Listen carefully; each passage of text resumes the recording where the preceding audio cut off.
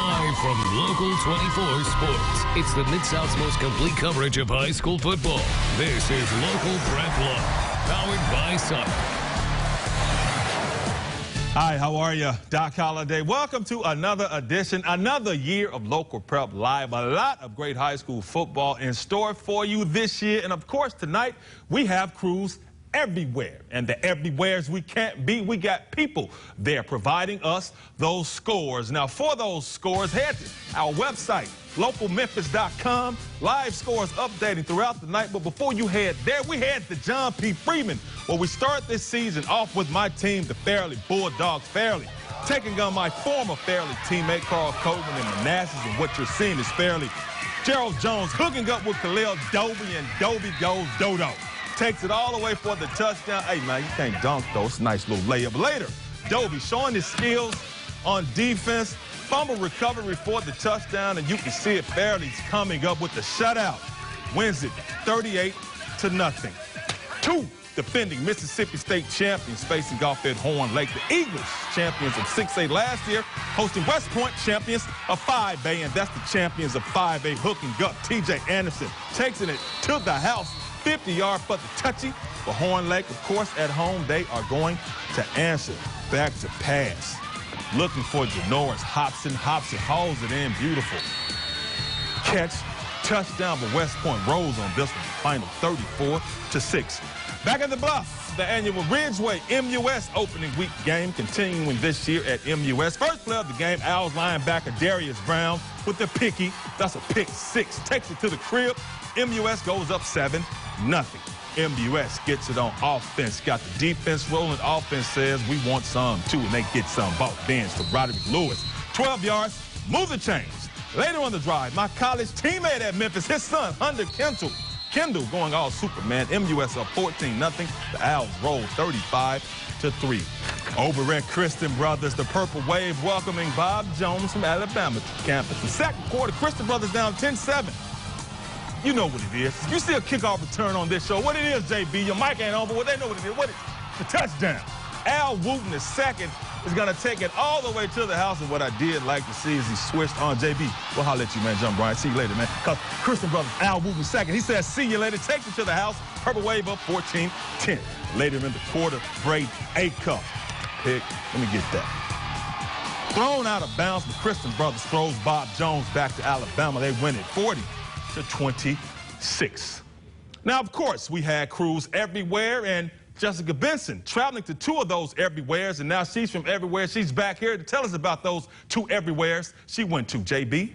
Hey, thanks, Doc. One of the biggest coaching changes this offseason was Joe Riccone leaving White Station for his alma mater of Collierville, and the Dragons opening their season tonight against Southwind. The home team up 3-0 in the first, but the Jags came to play. Handoff going to Jeffrey Williams. Finds his hole, not going down by his shoestrings, and he has taken this one 70 big yards to the end zone. The Slocum ground and pound style alive and well as the Jags go up 7-0. Their defense flashing too. Tashard Wilkins bringing the syrup with this pancake.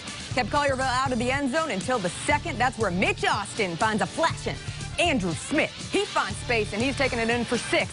The Dragons come back to win this one 29-28. St. George's in year 2 under Coach Andre Lott. The Griffins down 14-0 to Trinity Christian in the second. Nick Seward scrambling out of pressure, flicks it off the back foot and sends it through the beautiful night sky to Wes Smith. He got it.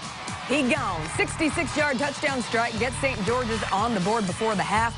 Trinity Christian wants to answer, but Brick Wall, Waterfall, Stuart Young, and John Miraglia all over this play. Griffins fall short tonight, though. They lose 21-14. Also good to see former Memphis Tiger Sam Kraft. He was out there as one of St. George's new assistant coaches for this season. Doc, back to you.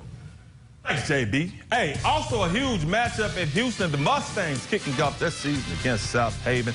And you know this guy, Lincoln Pass. He runs the rock. 10-yard touchdown run. Mustangs up 22-12 in the third. Later on, Houston. What's that defense? Nice little catch. No, man, you can't do it. We just can't do it. They can do this, and Pear can do this because he does this. Lincoln looking presidential. Right up the middle. 30-yard touchdown. Mustangs win 36-12.